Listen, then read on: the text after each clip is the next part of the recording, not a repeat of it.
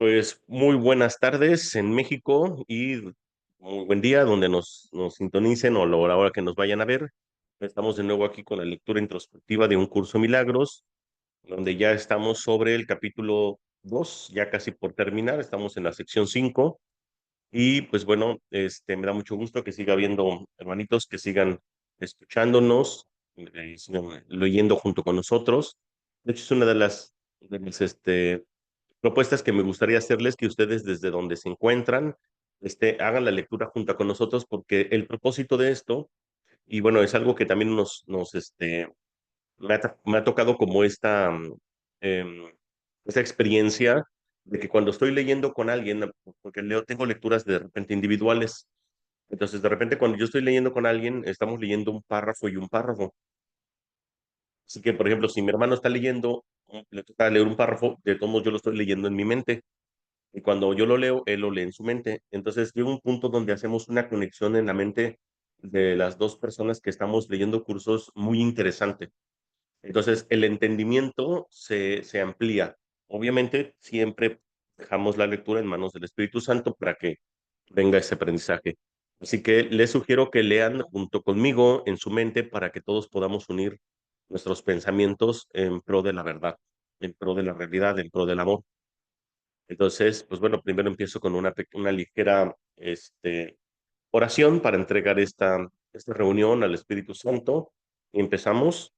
Espíritu Santo, te entrego esta lectura introspectiva junto con mis hermanos para que tú la juzgues, tú la examines y la conviertas en un medio para la paz, para el perdón y para la expiación. Danos más información, ábrenos la mente para que podamos expiar y recibir todo lo que tengamos que recibir el día de hoy. Así pues, también que llegue a todas las mentes de nuestros hermanos que se necesiten. Entonces necesitamos hacernos a un lado para que tú nos guíes. Te entregamos este instante santo, sé tú quien dirige. Nosotros simplemente queremos seguirte seguros de que tu dirección nos brindará paz. Amén. Pues bueno, acuérdense que pueden hacer preguntas, pueden participar y voy a empezar a compartir la pantalla para empezar con la lectura.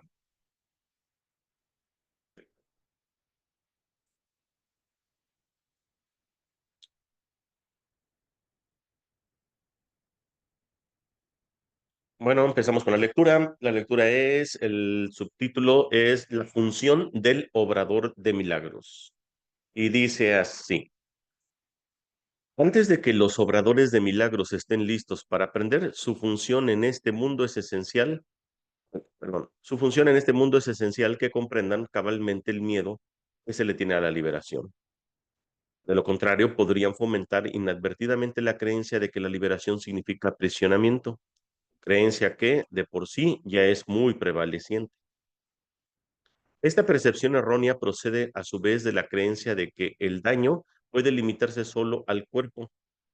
Esto se debe al miedo subyacente de que la mente puede hacerse daño a sí misma.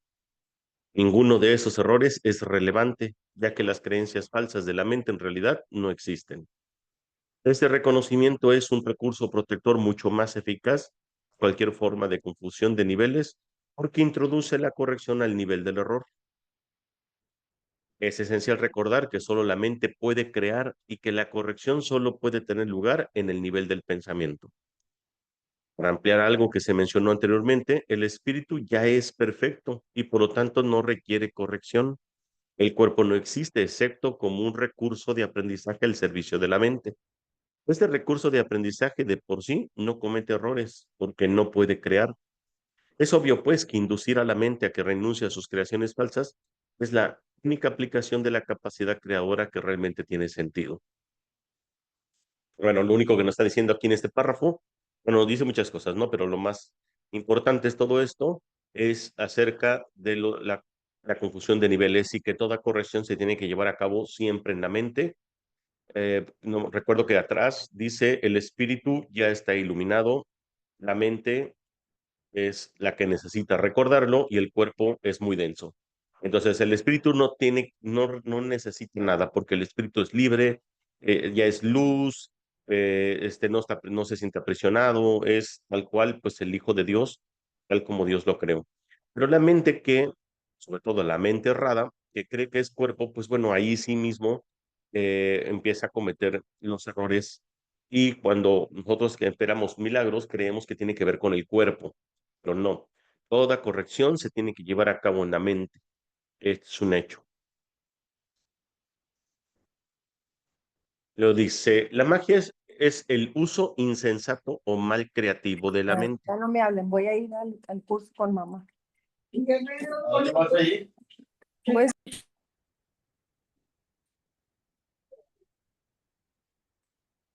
Mm, ok, ya pusimos en silencio.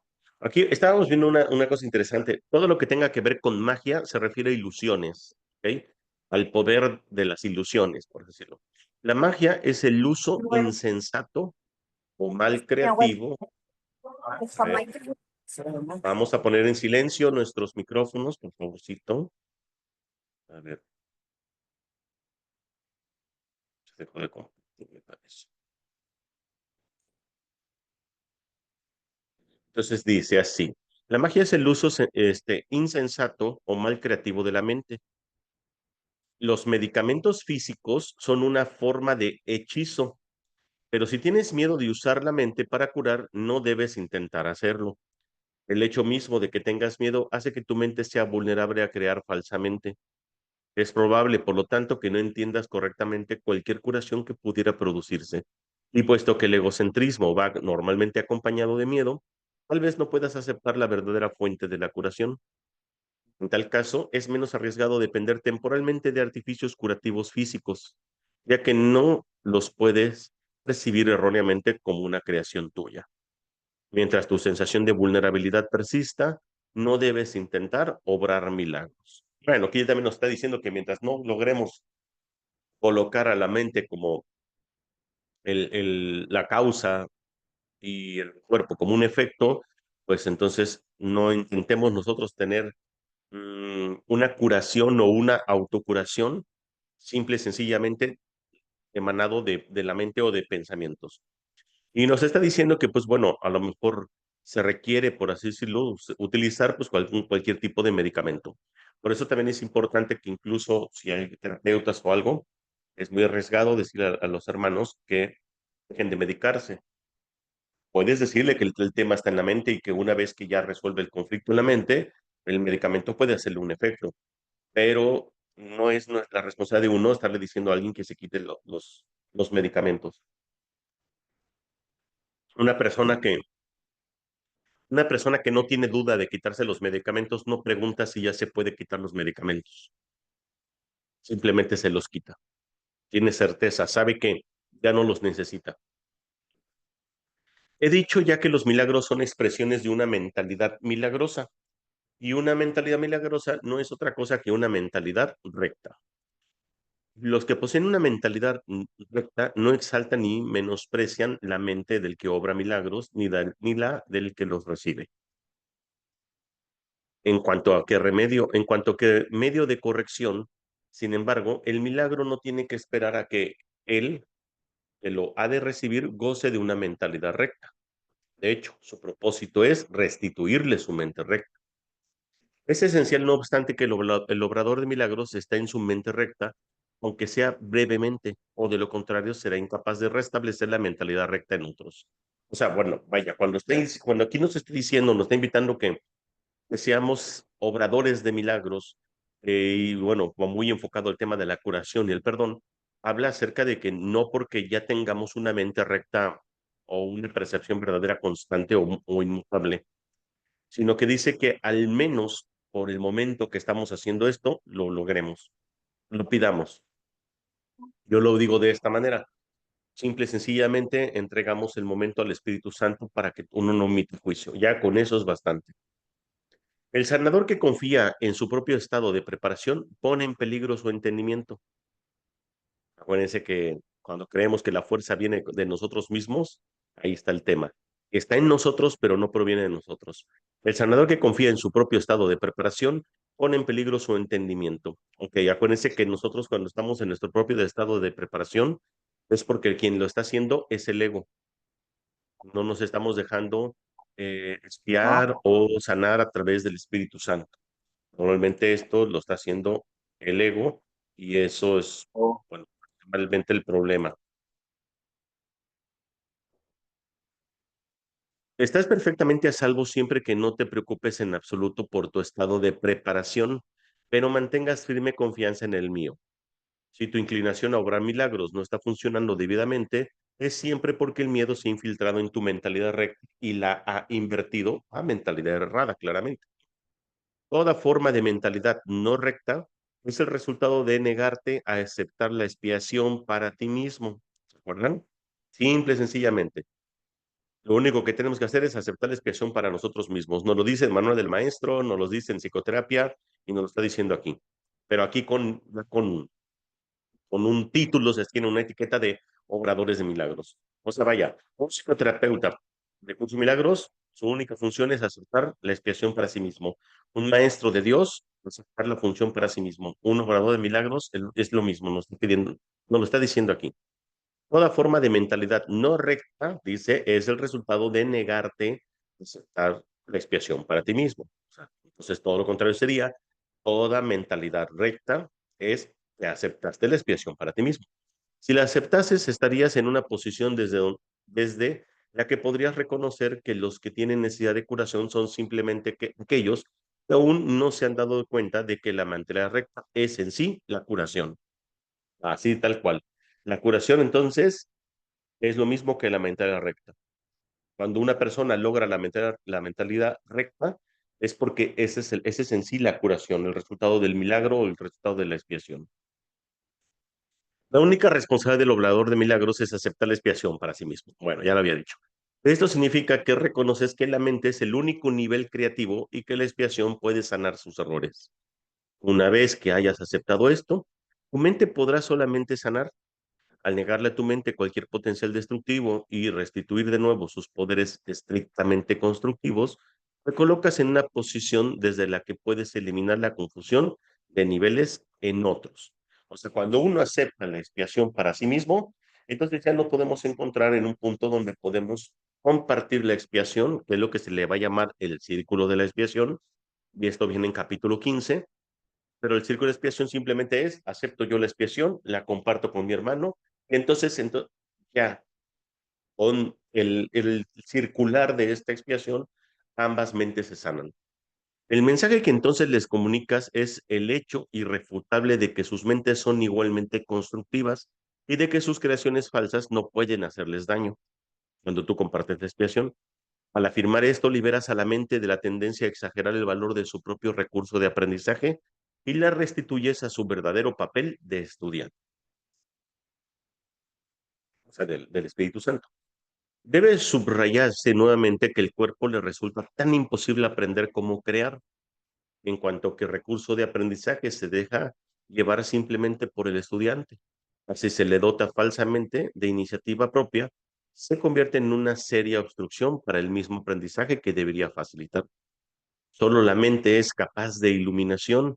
El espíritu ya está iluminado y el cuerpo de por sí es demasiado denso. Aquí está la frase que les iba a comunicar. Me encanta porque cuando estamos hablando de iluminación, luego muchas veces o muchas corrientes hablan acerca de que el cuerpo es el que se tiene que iluminar. Dice, la mente es capaz de iluminación. Esa es la que requiere la iluminación, recordar, la mente recta, vaya, pesar por la mente recta. El espíritu ya está iluminado, ahí no hay nada que hacer. Y el cuerpo, de por sí, es demasiado denso. La mente, sin embargo, puede hacer llegar su iluminación hasta el cuerpo al reconocer que éste no es el estudiante y que por lo tanto no tiene la capacidad de aprender. O sea que el cuerpo simplemente es una herramienta de aprendizaje, pero no es el estudiante. No hay que confundir al estudiante con el lápiz que sostiene la mano el estudiante, por así decirlo. Es muy fácil, no obstante, poner al cuerpo en armonía con la mente, una vez que está aprendido a mirar más allá de él hacia la luz. O sea, vaya, claro que se puede llevar la luz al cuerpo, pero tiene que empezar por la mente. El aprendizaje que verdaderamente corrige comienza siempre con el despertar del espíritu y con el rechazo de la fe en la visión física. Esto frecuentemente entraña temor, ya que tienes miedo de lo que tu visión espiritual te mostraría. Anteriormente dije que el Espíritu Santo no puede ver errores y que solo puede mirar más allá de ellos hacia la defensa de la expiación. No cabe duda de que esto puede producir incomodidad, mas la incomodidad no es el resultado de la percepción. Cuando se le permite al Espíritu Santo contemplar la profanación del altar, o sea, la mente, él mira de inmediato hacia la expiación. Nada que él perciba puede producir miedo. Todo lo que resulta de la conciencia espiritual simplemente se canaliza hacia la corrección. La incomodidad se manifiesta únicamente para traer a la conciencia la necesidad de corrección. Bueno, aquí ya va a empezar a hablar un poquito acerca de cómo esa transición de pasar de la mente errada a la mente recta, esa transición o de la percepción falsa a la percepción verdadera, que no es otra cosa que es gracias a la expiación, al perdón, esa transición para el ego suele ser muy difícil. ¿Por qué? Porque todavía desde el ego le da miedo la luz del Espíritu Santo. Entonces, pero cuando aceptamos la expiación y estamos más a disposición de aceptar la verdad, de corregir los errores a través de la verdad, entonces no tiene por qué ser doloroso. Seguimos reafirmando que el camino espiritual no tiene que ser doloroso. Si nosotros creemos que el despertar o el camino espiritual tiene que ser doloroso, es lo mismo que si estuviéramos en algunas religiones y no es lo que postula el curso. El curso habla acerca de lecciones gozosas. Y si hay alguna lección que te ha costado trabajo, que es doloroso, es porque no hemos aceptado el cambio o nos está costando hacer el cambio de percepción. Continúo. El miedo a la curación surge en última instancia de no estar uno completamente dispuesto a aceptar que la curación es necesaria. Lo que el ojo físico ve no es correctivo ni tampoco es posible corregir el error mediante ningún medio físicamente visible. Mientras creas en lo que tu visión física te muestra, tus intentos de corregir estarán mal encausados. La verdadera visión queda nublada porque te resulta intolerable ver tu propio altar profanado. Mas como el altar ha sido profanado, tu estado se torna doblemente peligroso y a menos que percibas que así ha sido. Bueno, acuérdense que cuando habla de altar, habla de tu espíritu, de tu mente, perdón, habla de tu mente, y cuando habla acerca de profanado, pues que ha sido usurpado, o sea, está montado ahí el ego, ¿no? Entonces, muchas veces deshacer el error de percepción que se encuentra en nuestra mente es muy doloroso para el ego, ¿sí? Porque enfrentarse a la luz significa que tiene que desaparecer. Y ahorita lo vamos a ver. Lo va a ir desarrollando el curso. Curar es una habilidad que se desarrolló después de la separación, antes de la cual, antes de la cual era innecesaria. Ojo con esto, importante. Curar es una habilidad que se desarrolló después de la curación, antes de la cual era innecesaria. Es temporal al igual que todos los aspectos de la creencia en el tiempo y en el espacio. Mientras el tiempo continúe, no obstante, la curación seguirá siendo necesaria como medio de protección. Esto se debe a que la curación se basa en la caridad y la caridad es una forma de percibir la perfección, otra vez, y la caridad es una forma de percibir la perfección en otro, aun cuando no puedas percibirla en ti mismo. Ojo con el concepto de caridad, ¿eh? La mayoría de los conceptos más elevados que ahora eres capaz de concebir depende del tiempo. La caridad en realidad no es más que un pálido reflejo de un amor mucho más poderoso y todo abarcador, que se encuentra mucho más allá de cualquier forma de caridad que te hayas podido imaginar hasta ahora. La caridad es esencial para la mentalidad recta, aún en la pequeña medida en que ahora puedas alcanzarla. Sigo para que siga explicando esta parte. La caridad es una manera de ver a otro como si ya hubiese llegado más allá de lo que en realidad ha logrado en el tiempo hasta ahora. Esta es la parte clave. La caridad es una manera de ver en tu hermano como si yo hubiese llegado mucho más allá de lo que en realidad ha logrado en el tiempo hasta ahora. ¿Cuántos de nosotros tenemos, por ejemplo, hermanos o seres queridos que nos preocupamos porque vemos que nada más no avanzan, no crecen, no dice, A mí, por ejemplo, que bueno, me dedico a hacer terapias, ¿no? No falta la persona que no, no, no, el que te necesito traer es mi marido. Él nomás no quiere saber nada de este tipo de cosas, pero los necesita. O sea, cuando nosotros vemos esa necesidad de nuestro hermano, no es otra cosa más que nuestra propia proyección. La verdadera caridad, pues entonces consiste en que tú veas a tu hermano ya como si hubiera logrado ese despertar, ya como si hubiera logrado esa iluminación o hubiera logrado su mente recta, si así lo quieren ver. Y entonces, obviamente, puedes tener confianza en tu hermano porque ya lo ves, ¿sí? Aunque tu hermano, él esté viviendo en su sueño cosas dolorosas o lo que tú quieras, lo tienes que ver con caridad. Y es un poco difícil porque luego ese hermano, pues es alguien con quien tienes problemas, alguien que es ofensivo, alguien que siempre te queda mal, alguien que siempre ha roto o fragmentado tu confianza, lo que haya sido, ¿no? Entonces ahí empezamos nosotros. Pensar que nuestro hermano tiene, sí, ya lo logró. Y si yo pienso que mi hermano ya lo logró, yo también lo pienso en mí.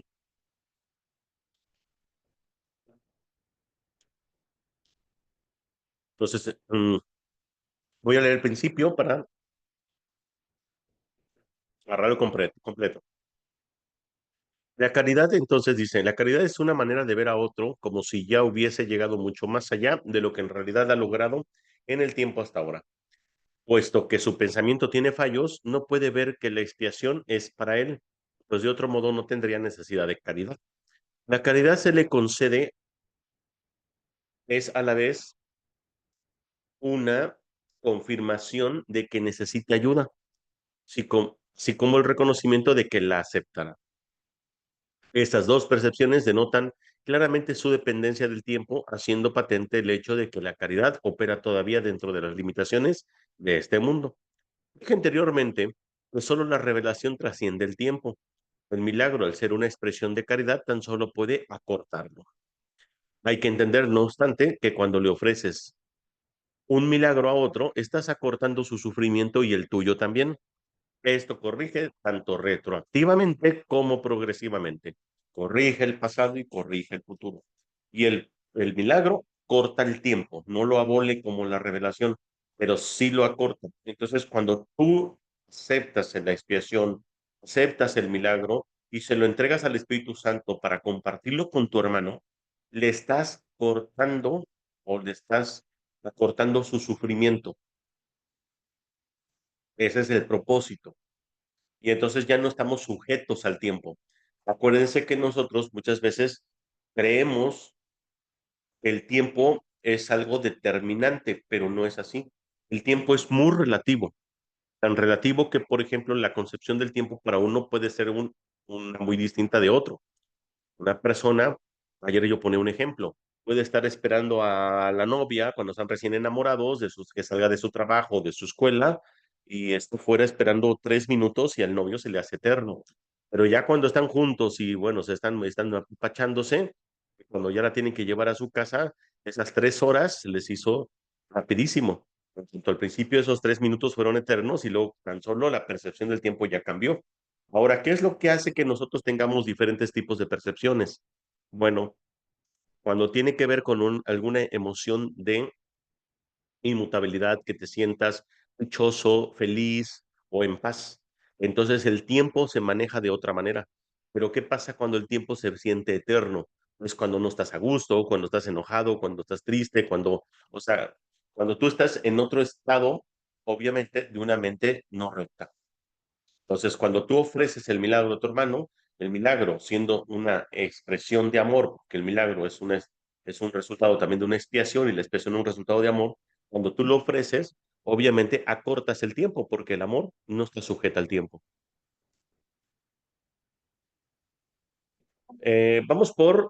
Bueno, es un pequeño anexo que se dice principios especiales de los obradores de milagros.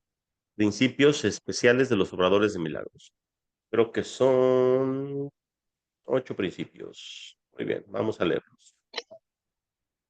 Una cosa, recuerden que son ¿Cómo? las, una cosa es los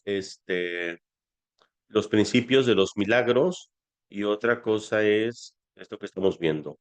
principios especiales de los obradores de milagros. Esto es diferente, completamente. Permíteme. Ahí está. Muy bien.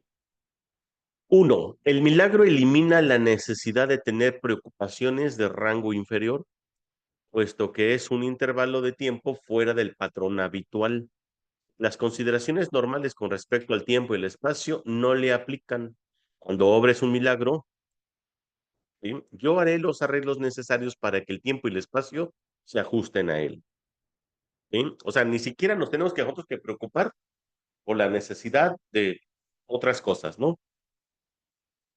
Dice, por eso dice, elimina la necesidad de tener preocupaciones de rango inferior.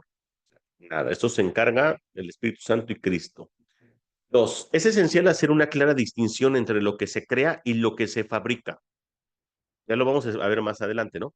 Toda forma de curación se basa en esta corrección fundamental de percepción de niveles. La creación tiene que ver con Cristo, Espíritu Santo, Dios. Fabricar tiene que ver con el ego. Por eso es que nosotros solamente fabricamos en el mundo del ego.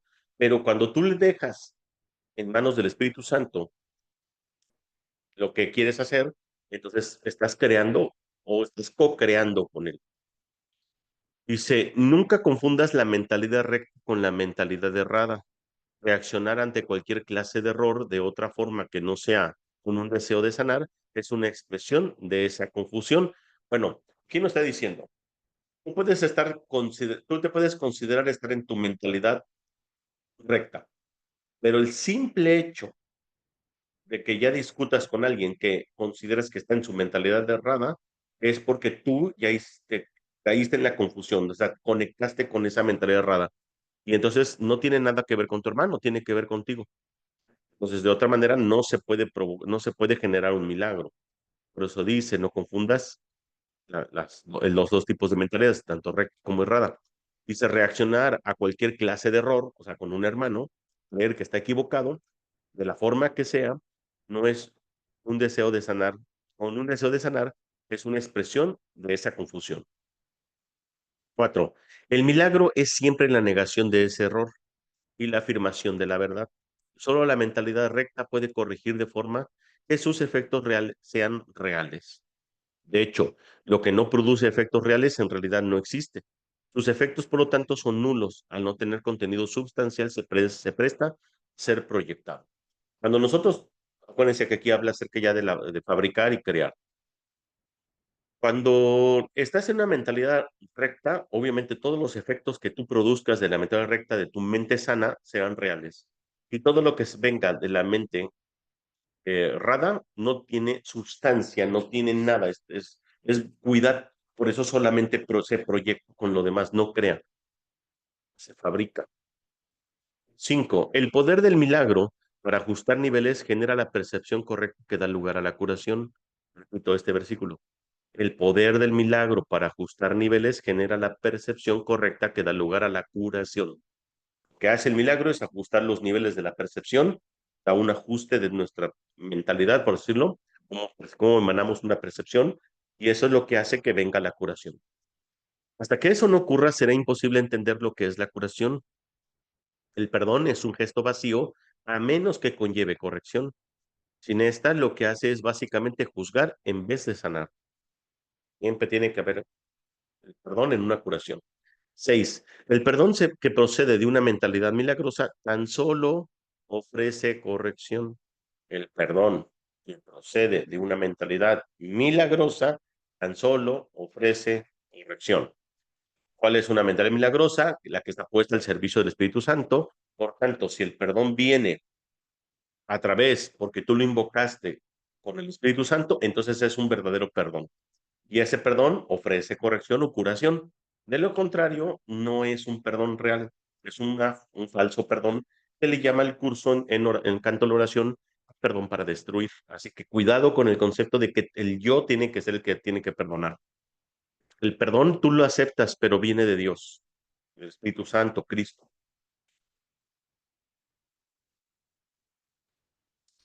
Dice, no posee elementos de juicio en absoluto. La frase, Padre, perdónalos porque no saben lo que hacen, no evalúa en modo alguno lo que las personas en cuestión estén haciendo. Ojo con esto, porque de verdad que esta es una de las grandes confusiones que vienen en la cruz. La frase, Padre, perdónalos porque no saben lo que hacen, no evalúa en modo alguno lo que las personas en cuestión estén haciendo. Es una petición a Dios para que sane sus mentes. En ella no se hace referencia al resultado del error, pues eso es irrelevante. O sea, vean cómo, por ejemplo, si lo hacemos este paralelismo en aquella época de Jesús, ¿qué pasó?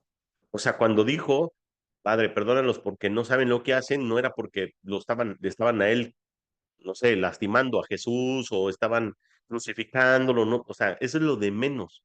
Para Jesús, como el cuerpo no existe, no era algo que tuviera que necesitar perdón. Él simplemente le estaba pidiendo a Dios que sanara las mentes de sus hermanos. ¿Por qué? No porque Jesús estuviera sufriendo o porque ellos les iba a ir mal, sino porque pues, ellos son los que al sanar se perdonan y al final de cuentas somos la misma mente. 7. El precepto, sed del mismo sentir, es la aseveración que exhorta a todos a estar listos para la revelación. O sea, cuando Jesús lo decía, sentir todos lo mismo, ser del mismo sentir, todos sentir lo mismo. Que también luego decía por ahí, yo solamente vengo a compartir, les he compartido lo que yo he visto. Mi reino no es de este mundo.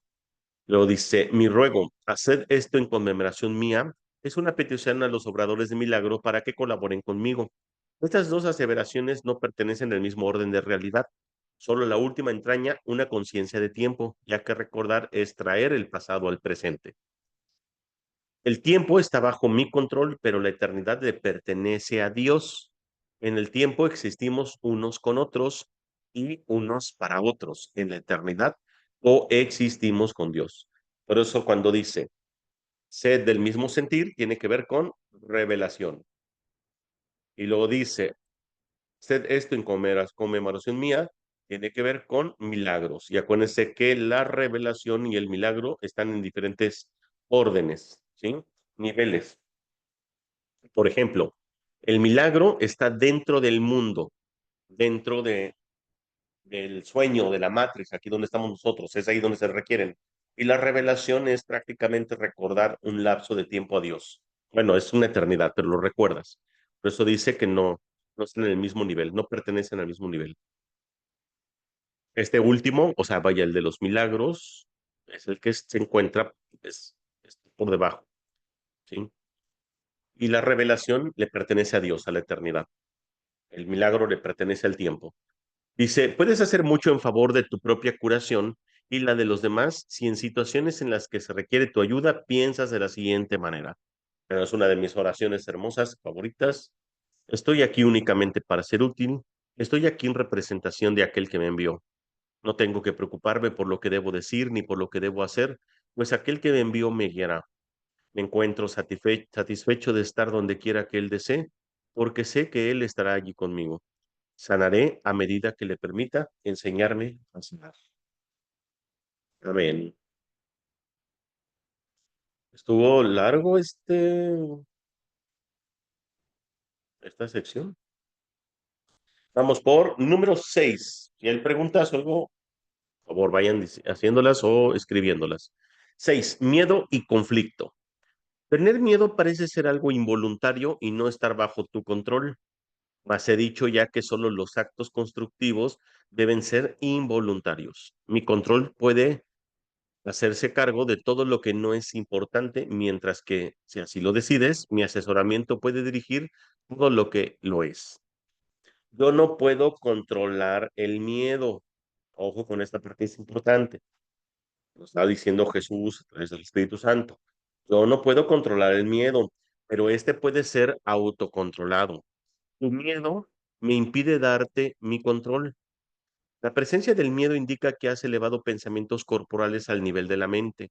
Eso los pone fuera de mi control y te hace sentir personalmente responsable de ellos, lo cual es una obvia confusión de niveles. O sea, el miedo lo hemos llevado del cuerpo a la mente.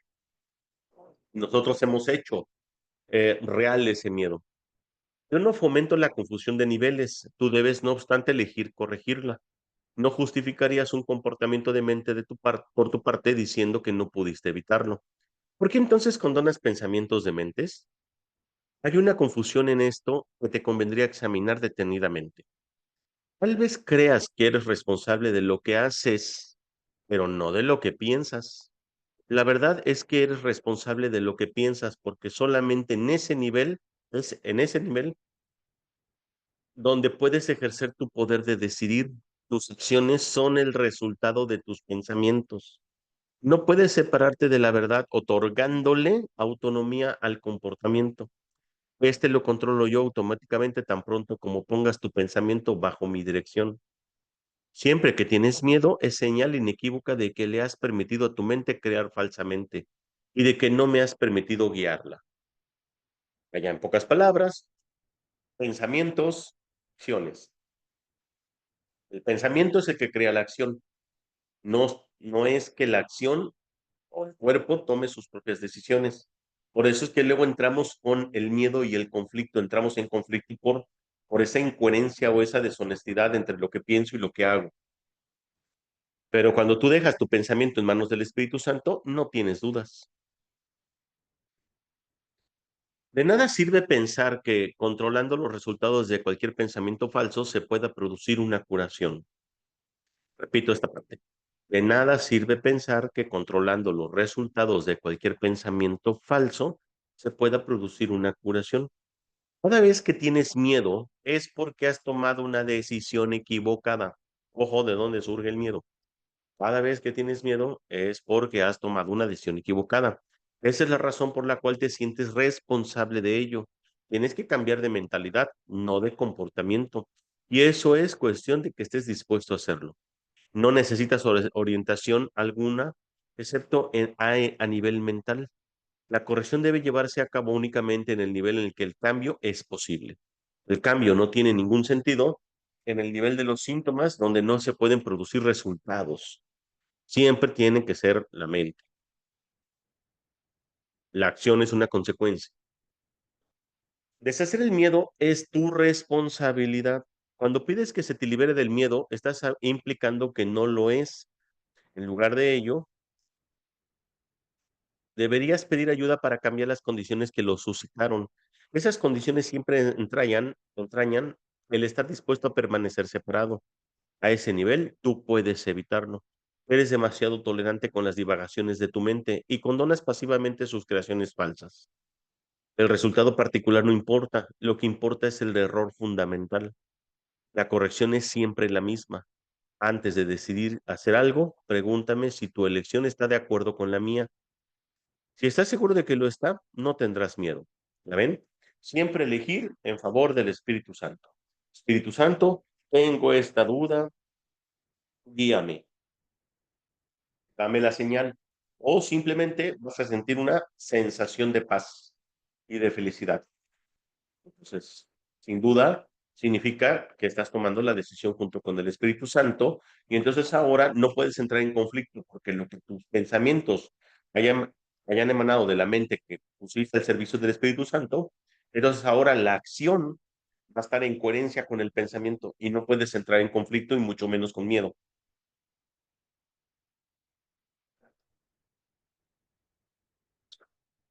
El miedo es siempre un signo de tensión que surge cuando hay conflicto entre lo que deseas y lo que haces.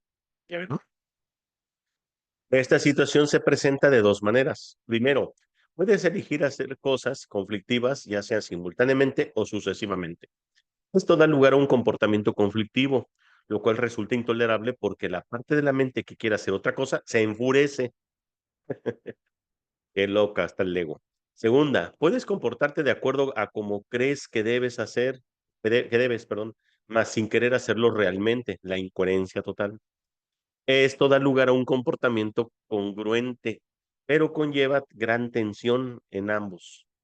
Gran tensión. En ambos casos, la mente y el comportamiento están en desacuerdo, lo cual da lugar a una situación en la que estás haciendo algo que realmente no quieres hacer. Piensas rojo, dices verde, sientes azul y haces amarillo, ¿no? Ya saben, la incoherencia total. Esto suscita una sensación de coerción que normalmente produce furia y es muy probable también que dé lugar a proyecciones. Obviamente, cuando estás incoherente entre lo que piensas y lo que quieres, produce confusión, produce miedo, produce furia y entonces te proyectas.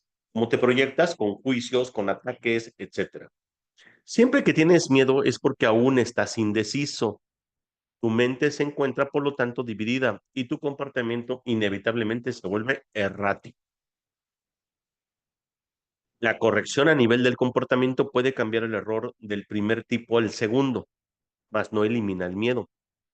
Esto es interesante porque muchas veces vamos a imaginar que la mente dice no. Los pensamientos es no voy, pero el cuerpo dice, bueno, hazlo. No porque el cuerpo lo diga, sino la otra misma parte de la mente del ego. Acuérdense que la mente del ego es una mente fragmentada. Es como si hubieran muchas personalidades hablando y no se ponen de acuerdo. El ego nunca sabe lo que quiere. Una mente dice no, pero otra partecita de la mente dice sí, pero hazlo, porque es tu mamá, es tu hermano, es tu pareja, tus amigos, no sé. Entonces ya lo haces. Luego la partecita de la mente, ¿sí? No quería que se hiciera, y luego dice, este cuerpo me desobedeció. Entonces, ¿qué hace? Pues, bueno, normalmente lo enferma. Pero vamos a imaginar que ahora entonces la mente diga, bueno, vamos a ponernos en coherencia. Dice, no quiero ir. Entonces le ordena al cuerpo que no se mueva, que no vaya. Pero hay otra parte de la mente que también le puede decir, híjole, o sea, ya estás en coherencia entre lo que piensas y haces. ¿Estamos de acuerdo? No querías ir y el cuerpo no se mueve a donde no quieres ir. Pero una parte de la mente todo mundo te sigue diciendo, te sigue repitiendo, no fuiste, ahora serás rechazado o te lo van a tomar a mal, etcétera. Entonces, de todos modos, si vas o no vas, si tu mente no está en manos del Espíritu Santo, si la decisión fue tomada desde el ego, siempre va a haber dudas, siempre va a haber conflictos y siempre va a haber miedo. Eso es un hecho.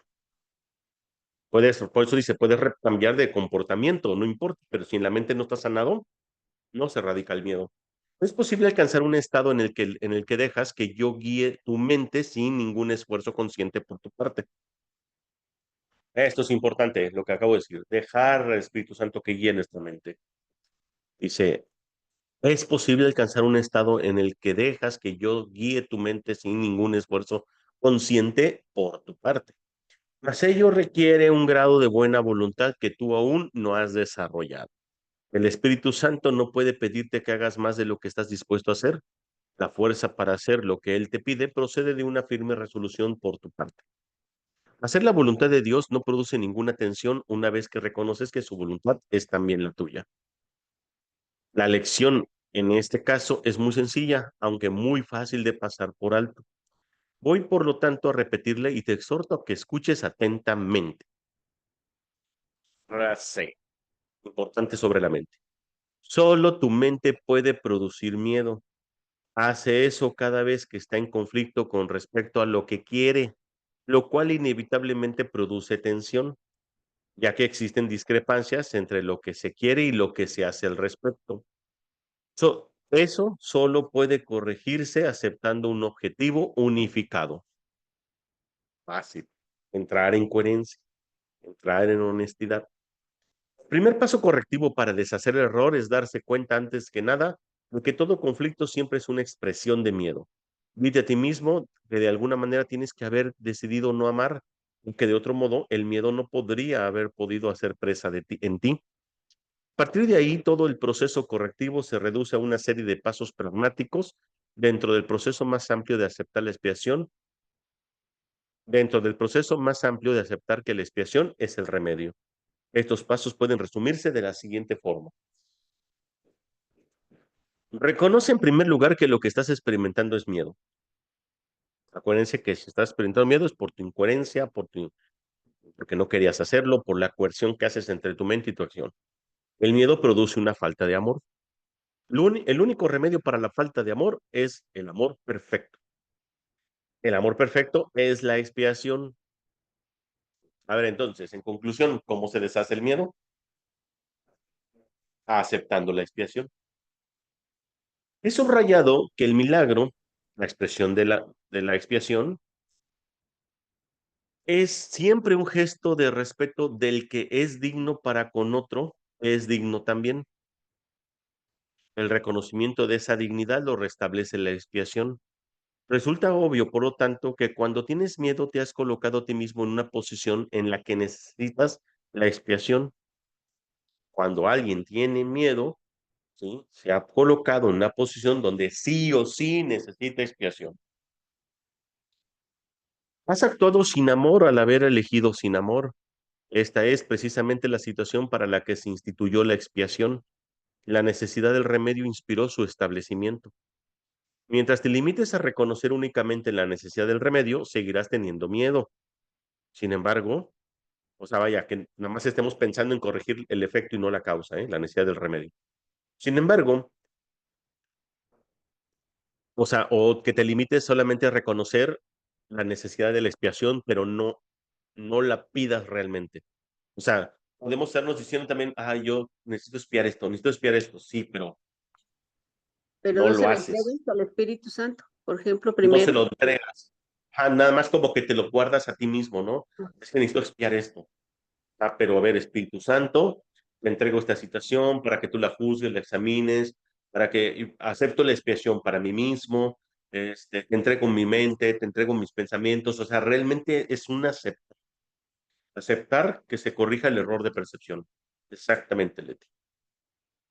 Entonces dice aquí, mientras te limites a reconocer únicamente la necesidad del remedio, o sea, de la expiación, seguirás teniendo miedo. Sin embargo, tan pronto como aceptes el remedio, habrás deshecho el miedo. Así es como tiene lugar la verdadera curación.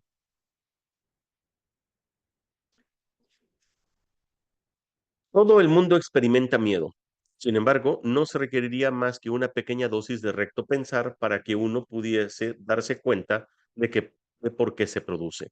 Son muy pocos los que aprecian el verdadero poder de la mente y nadie permanece, perdón, y nadie permanece totalmente consciente de él todo el tiempo. No obstante, si esperas librarte del miedo, hay algunas cosas que debes comprender y comprender plenamente. Ojo con esto. La mente es muy poderosa y jamás pierde su fuerza creadora. Nunca duerme. Está creando continuamente. Es difícil reconocer, la oleada de poder que resulta de la combinación de pensamiento y creencia. Esto está interesante. Es difícil reconocer la oleada de poder que resulta de la combinación de pensamiento y creencia, la cual puede literalmente mover montañas. A primera vista parece arrogante que creer que posees tal poder, mas no es esa la verdadera razón de que no lo creas. Prefieres creer que tus pensamientos no pueden ejercer ninguna influencia real porque de hecho les tienes miedo. Eso puede mitigar la conciencia de culpa, pero a consta de percibir a la mente como impotente. Si crees que lo que piensas no tiene ningún efecto, puede que dejes de tenerle miedo, pero es bastante improbable que le tengas respeto. No hay pensamientos fútiles. Todo pensamiento produce forma en algún nivel. No hay pensamientos pequeños, maestros. La mente siempre está creando, nunca duerme y literalmente puede mover montañas. Y creo que más adelante nos dice que eso es algo insignificante para la mente. Un ejemplo, un ejemplo de combinación de creencia y pensamiento.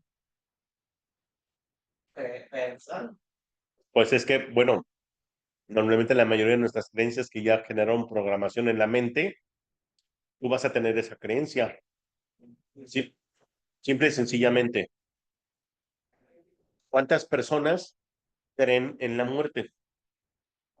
Es una creencia, ¿no? Y todos sus pensamientos van acorde a pensamientos de muerte. Es una realidad para ellos. Y entonces, la combinación entre creencia y pensamiento es súper poderosa. ¿Cuánta gente no cree en enfermedades específicas, en contagios, en que un alimento les va a engordar?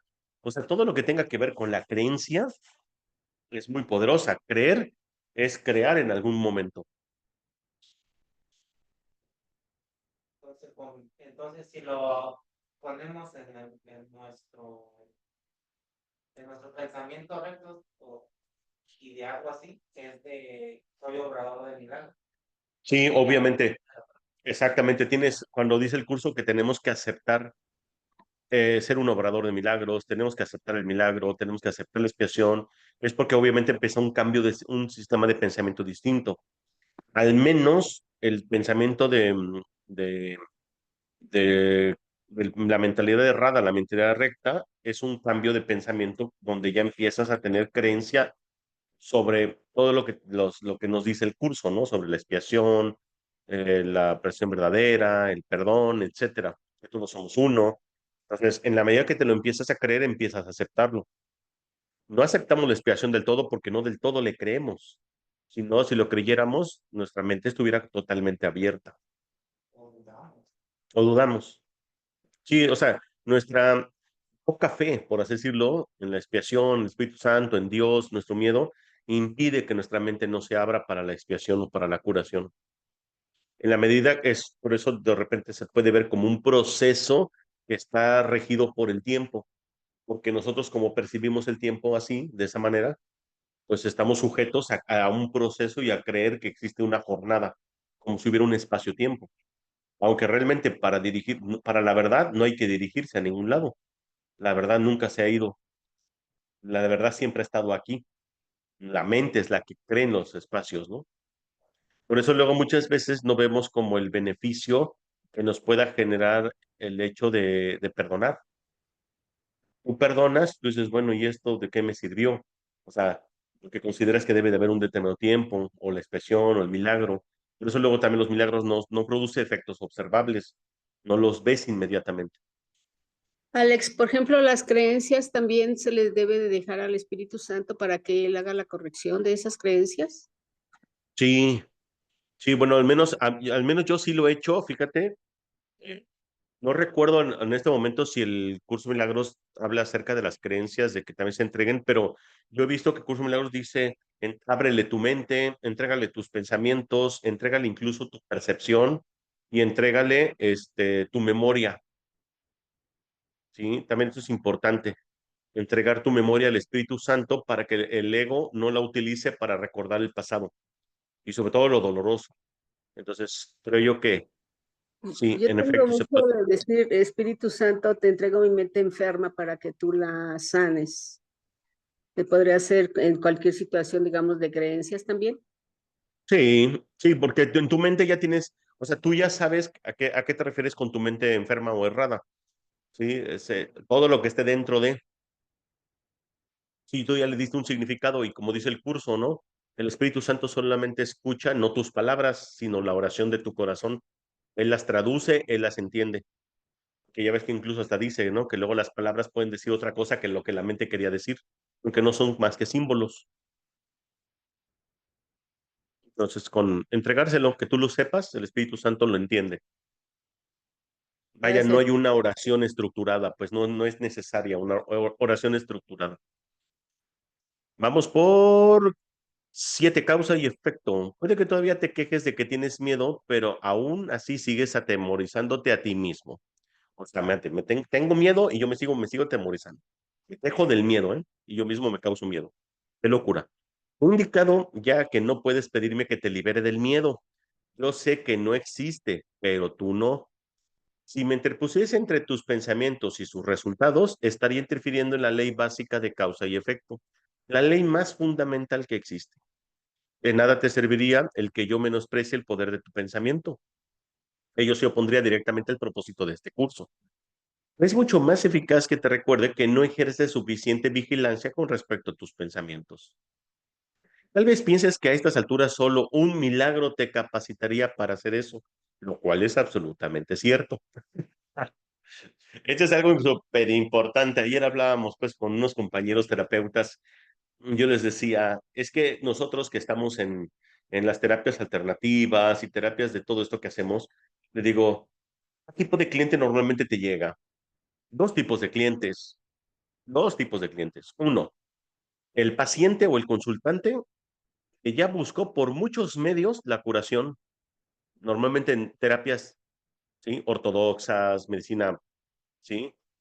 Alópata, lo que tú quieras. Y ya como que de punto recorrido ya fue contigo, esperando, o sea, fuiste como la última opción, porque ya es una terapia alternativa, que no tiene nada que ver con lo clásico, ¿no? Con lo normal, con lo común.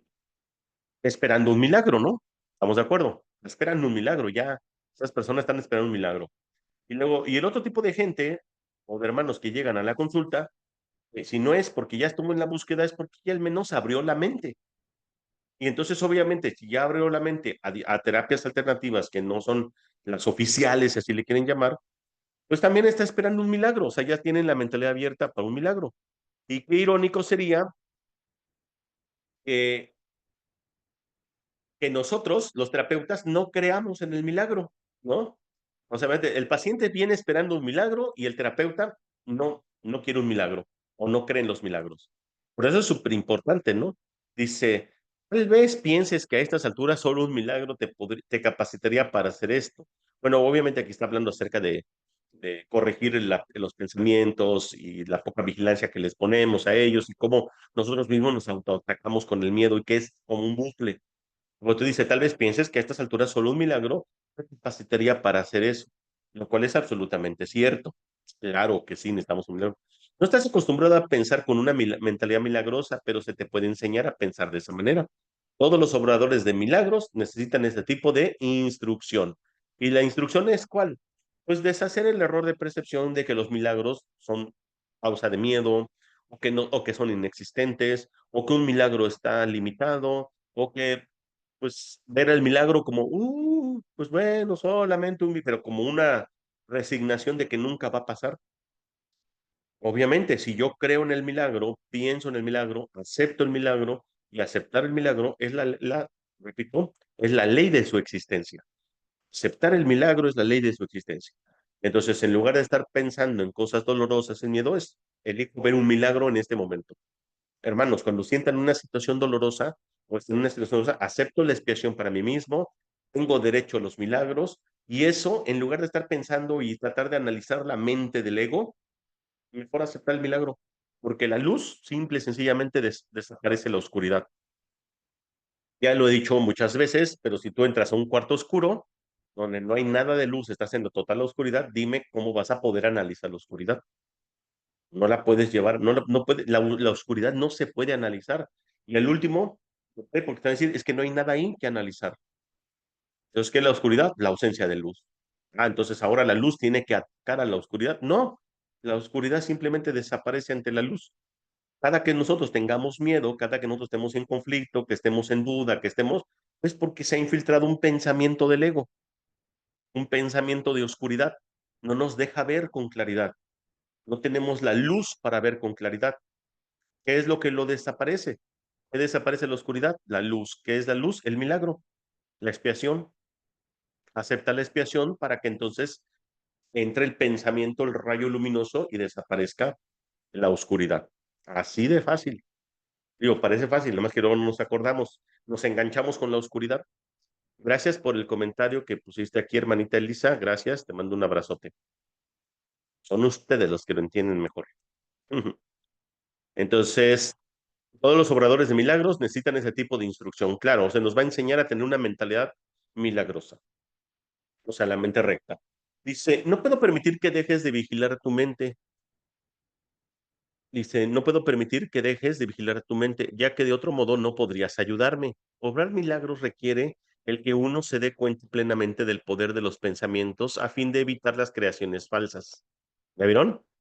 El poder de los pensamientos. Un obrador de milagros tiene que saber sí o sí que los pensamientos tienen un enorme poder de creación. ¿Sí? Dice, de lo contrario sería necesario un milagro que rectificase a la mente misma, proceso circular que no propiciaría el colapso del tiempo, que es para lo que el milagro se concibió. El obrador de milagros debe poseer un genuino respeto por la ley de causa y efecto, como condición previa para que se produzca el milagro. Tanto el milagro como el miedo proceden de pensamientos. Ojo con esto. Tanto el milagro como el miedo proceden de pensamientos. O sea, vaya, los pensamientos son la causa. El milagro y el miedo son efectos. ¿Cómo vas a saber? ¿Qué eliges? Pues, ¿qué quieres pensar?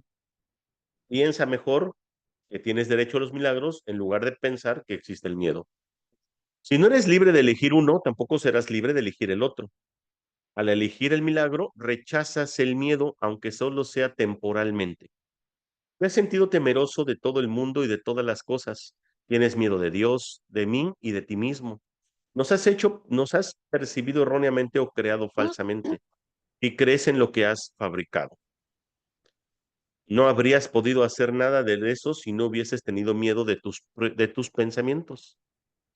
Los temerosos no pueden sino crear falsamente, puesto que perciben erróneamente la creación. Cuando creas falsamente, no puedes sino sufrir. El principio de causa y efecto se convierte ahora en un verdadero catalizador, aunque solo sea temporalmente. En realidad, causa es un término que le corresponde propiamente a Dios y su efecto es su Hijo. Esto supone una serie de relaciones de causa y efecto completamente diferentes de la que tú introduces en tus creaciones falsas. Claro, porque nosotros creamos siempre desde el ego, ¿no?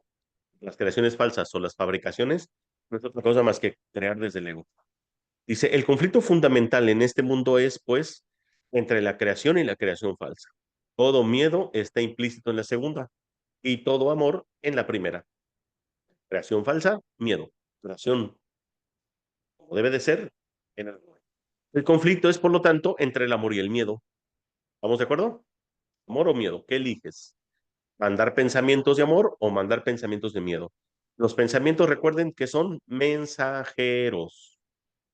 Mensajeros. Un mensaje. ¿Qué quieres ver en el mundo? Manda ese tipo de mensajes. Ya hemos dicho que crees que no puedes controlar el miedo porque tú mismo lo inventaste. Tu creencia en él parece ponerlo fuera de tu control. Sin embargo, todo intento de resolver el error tratando de dominar el miedo es inútil. De hecho, eso no hace más que corroborar su poder al asumir que necesita ser dominado. La verdadera solución descansa enteramente en alcanzar el dominio por medio del amor. Ojo, lo que acaba de decir de la oscuridad y la luz. En el ínterin, no obstante, la sensación de miedo, de conflicto es inevitable, ya que te has colocado a ti mismo en una posición en la que crees que el poder es algo que no existe. Vaya, como estamos ya tan identificados con la oscuridad y con el ego, cuando pedimos el milagro, cuando pedimos el amor, cuando pedimos la luz, desaparece la oscuridad y a veces nos da miedo porque nosotros mismos hemos puesto nuestro poder en la oscuridad. La nada y el todo no pueden coexistir. Creer en uno es negar el otro. El miedo no es nada realmente y el amor lo es todo. Siempre que la luz irrumpe en la oscuridad desaparece. Lo que tú crees es cierto para ti. En este sentido, la separación ha ocurrido y negarlo sería utilizar incorrectamente la negación. Concentrarse en el error, no obstante, no es más que otro error. Lo que hablábamos, ¿no? ¿Para qué quieres analizar la oscuridad? El procedimiento correctivo inicial consiste en reconocer temporalmente que hay un problema, mas solo como señal de que tiene que ser corregido de inmediato. Esto da lugar a un estado mental en el que la expiación puede ser aceptada sin demora. Debe señalarse, no obstante, que en última instancia no puede haber transigencia alguna entre lo que es todo y lo que no es nada. El tiempo es esencialmente un recurso por medio del cual se puede abandonar toda idea de transigencia al respecto. Este proceso parece ser gradual debido únicamente a que el tiempo en sí comprende intervalos que no existen. La creación falsa hizo que esto fuese necesario como recurso de corrección. La aseveración, porque tanto amó Dios al mundo que le dio su unigénito Hijo, para que todo lo que crea en él no perezca, perdón, mas tenga vida eterna, necesita solamente una leve corrección para que tenga sentido en este contexto. Se lo dio a su unigénito Hijo, porque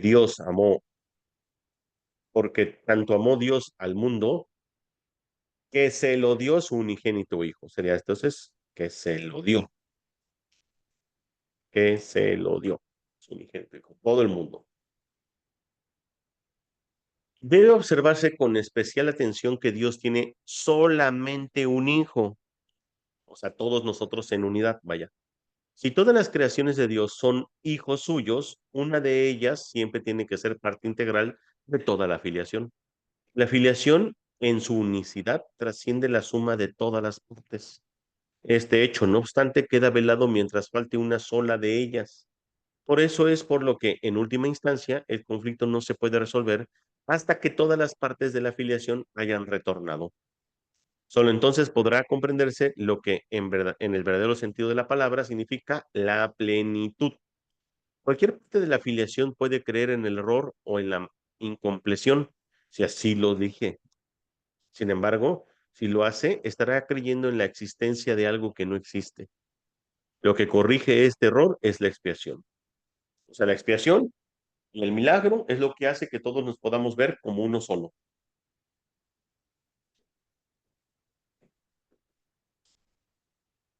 Ya he hablado brevemente acerca de la condición de estar listo, pero tal vez pueda ser útil mencionar aquí algunos puntos adicionales. Estar listo es solo el requisito previo para que se pueda lograr algo. No se debe confundir una cosa con la otra. Tan pronto como se da la condición de estar listo, también se da en cierta medida el deseo de querer lograr algo. Si bien este no es necesariamente un deseo indiviso, esta condición de estar listo no es más que el potencial para que pueda tener lugar un cambio de mentalidad.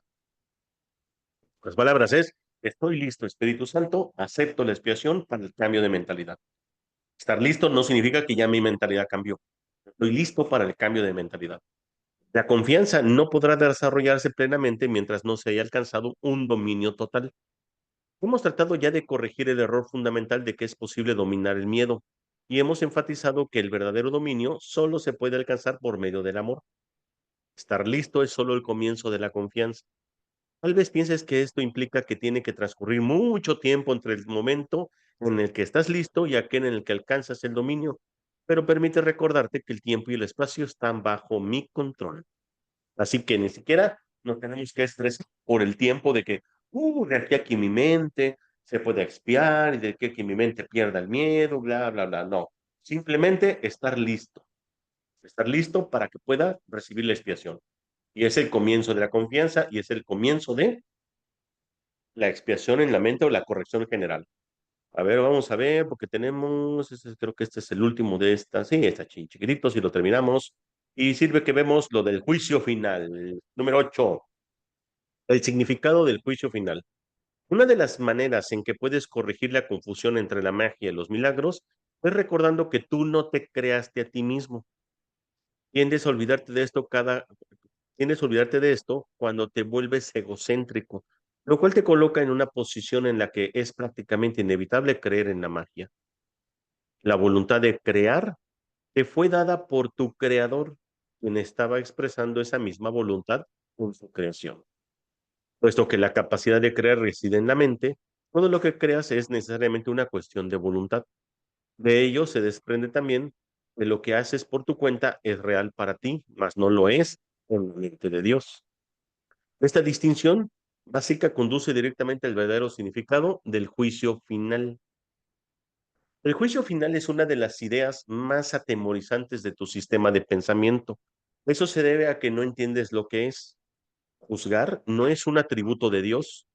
El juicio final se originó a raíz de la separación como uno de los muchos recursos de aprendizaje que se incluyeron en el plan general.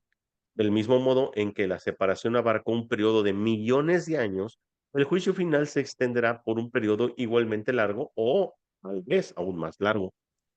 Su duración, no obstante, puede acortarse enormemente mediante los milagros, el recurso que acorta el tiempo, pero que no lo abole. Si un número suficiente de nosotros llega a alcanzar una mentalidad verdaderamente milagrosa, este proceso de acortar el tiempo puede llegar a ser virtualmente inconmensurable, enorme. Es esencial, no obstante, que te liberes a ti mismo del miedo cuanto antes, pues tienes que escapar del conflicto si es que has de llevar paz a otras mentes. Por lo general, se considera el juicio final como un proceso que Dios emprendió, pero en realidad son mis hermanos quienes lo emprenderán con mi ayuda. El juicio final es la última curación en vez de un reparto de castigos, por mucho que pienses que los castigos son merecidos. El castigo es un concepto completamente opuesto a la mentalidad recta. Ojo con esto. El castigo es un concepto completamente opuesto a la mentalidad recta. Y el objetivo del juicio final es restituirte tu mentalidad recta. Se podría decir que el juicio final es un proceso de corrección, de correcta evaluación. Significa simplemente que todos llegarán por fin a entender que es lo que tiene valor y qué es lo que no lo tiene. Después de esto, después de que esto ocurra, la capacidad para elegir podrá ser dirigida racionalmente. Pero hasta que no se haga esa distinción, las oscilaciones entre la voluntad libre y la presionada no podrán sino continuar. El primer paso hacia la libertad comprende separar lo falso de lo verdadero. Este es un proceso de separación en el sentido constructivo de la palabra y refleja el verdadero significado del Apocalipsis. Al final, cada cual contemplará sus propias creaciones y elegirá conservar solo lo bueno, tal como Dios mismo contempló lo que había creado y vio que era bueno. A partir de ahí, la mente podrá comenzar a contemplar sus propias creaciones con amor, con razón del mérito que tienen. Al mismo tiempo, repudiará inevitablemente sus creaciones falsas, que en ausencia de la creencia que las originó, dejarán de existir. El término juicio final asusta no porque ha sido proyectado no solo porque ha sido proyectado sobre Dios, sino también por la asociación de la palabra final con la muerte. ¿Sí se han dado cuenta de eso, no? El juicio final, piensan que es cuando ya te petateaste, ¿no? Repito esta parte. El término juicio final asusta no solo porque ha sido proyectado sobre Dios, o sea, como si Dios es el que nos fuera a juzgar, sino también por la asociación de la palabra final con la muerte. Este es un ejemplo sobresaliente de la percepción invertida, o sea, de la mente errada, de la del ego. Si se examina objetivamente, el significado de juicio final queda muy claro que en realidad es el umbral de la vida. Nadie que viva atemorizado puede estar realmente vivo. No te puedes someter a ti mismo a tu propio juicio final porque tú no te creaste a ti mismo. Así que para aquellas personas, solamente yo mismo me puedo juzgar. No, me juzgarías desde el ego, hermano o hermana. Solamente Dios nos puede juzgar y nos va a juzgar como inocentes. Por eso es juicio final, final del juicio, desaparece el juicio. Puedes, no obstante, aplicarlo significativamente y en cualquier momento a todo lo que has fabricado y retener en la memoria solo lo creativo y lo bueno. Eso es lo que tu mentalidad recta no puede sino dictar. El único propósito del tiempo es darte tiempo para alcanzar ese juicio, el cual no es otra cosa que el juicio perfecto con respecto a tus propias creaciones perfectas. Cuando todo lo que retengas en la memoria sea digno de amor, no habrá ninguna razón para que sigas teniendo miedo. Ese es tu papel en la expiación. Y ahí estamos terminando el capítulo 2 para pasar a la percepción inocente. Y bien, pues tenemos 8 minutos para preguntas, comentarios, dudas y terminar la lectura del día de hoy. ¿Cómo están? ¿Con mucha información?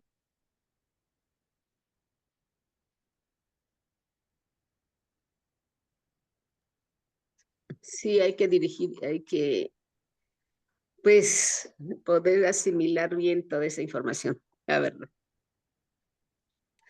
Sí, bastante. Bueno, de repente, por eso muchas veces no avanzamos mucho en las lecturas, que vamos como pasito a pasito. El tema fue un poquito más fluido, porque luego también me he dado cuenta que muchas veces cortar tanto como que también se va perdiendo. Pero creo que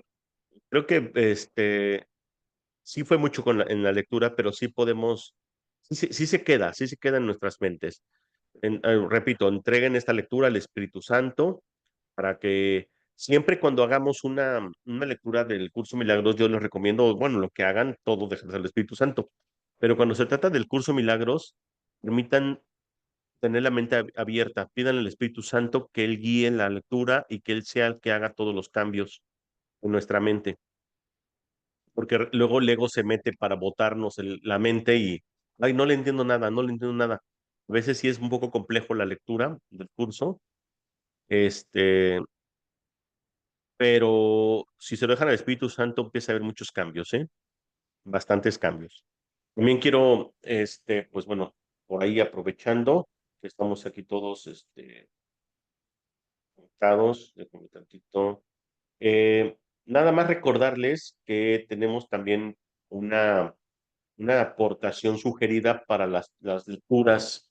Esta aportación sugerida no es, no significa que la persona o el hermano no pueda entrar. Esta aportación sugerida Es simple, sencillamente, una aportación para que podamos seguir haciendo esta labor. Ahí se los mando en el chat, se los mando en el texto, para que más o menos tengan aquí lo de la aportación sugerida. Si alguien quiere aportar algo, bienvenido. Si no pueden, tampoco no pasa nada. De todos modos, esta labor procuro yo hacerla de esta manera, así abierta, y quien guste. Y pues, no sé, ya saliendo de este tema, ¿alguien más tiene alguna pregunta, algún comentario, dudas? Bueno, a mí una de las cosas, de los Yo, temas que me yo sorprendieron, yo escucho el podcast y estoy leyendo ahorita contigo y la verdad, ahí sí me llena mucho. Estoy así muy llena de la cabeza. Traigo muchas sí. cosas en la cabeza. Y bueno, en el podcast con Kikín, el que tenemos en el canal de Kikín de Sí. Un Instante Santo, ya estamos creo que en el capítulo 4, o ya estamos casi por tener el capítulo 4, ya vamos un poquito más avanzado. Bueno, lo que pasa es que ahí nos detenemos por sección, y yo aquí casi un me detengo por párrafo, y allá nos detenemos por sección, hacemos una lectura fluida, ya nada más damos nuestro punto de vista en general y continuamos. Y sí, ya la lectura es mucho más fluida. Sí, no te creas, pero fíjate que, Leti, que por ejemplo, cuando ya estás haciendo lectura constante, es mucho más fácil, para todos. O sea, bueno, en el caso de que los que lo estén leyendo, yo se los recomiendo que lo lean junto con nosotros. Y se pueden rebasarlo.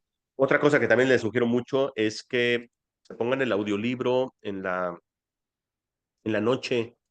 Pónganse un audiolibro de Curso Milagros y esténlo escuchando. De verdad que entra la información.